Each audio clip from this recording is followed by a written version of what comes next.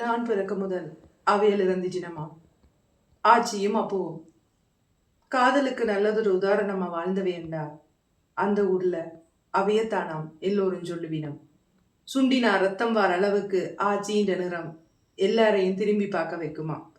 ஆச்சின்ற வடிவுக்கு அப்புவும் சளைச்சவர் இல்ல. கல்யாணம் கட்ட முதல் 6 அடி உயரத்துல அப்பு வார அழக பார்க்க ஆச்சி பொட்டுக்குள்ளால தலைய விட்டு காத்திருக்குமா. ஒரு மாதிரி கல்யாணமும் முடிஞ்சுதான்.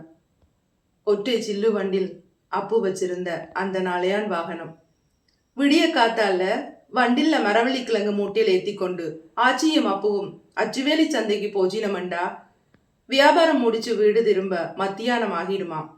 போகேக்க ஒரு பாட்டு வரைக்க ஒரு பாட்டு, இப்படி வண்டில்ல டூயட் பாடி திரிஞ்ச ஜோடிகளுக்கு ஒரே ஒரு குறைய தவிர வேறொன்றும் இல்லை.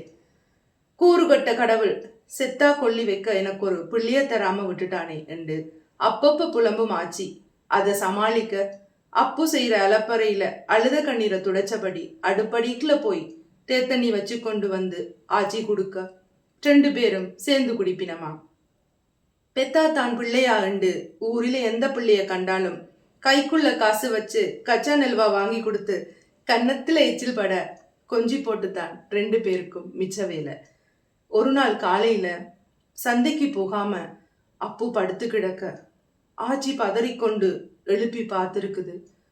அப்பு மூச்சு பேச்சு இல்லாம சீவன் போய் கிடந்திருக்கு. முதலா ஆச்சின்ற முகத்துல அப்பதான் அதிர்ச்சி கலந்த அநாத சுகத்தை கண்டவையாம். 5 நிமிஷம் கூட இல்ல அப்புன்ற முகத்தோட தண்ட முகத்தை ஒட்டி கொண்டு ஆச்சியும் போய் சேர்ந்துட்டா.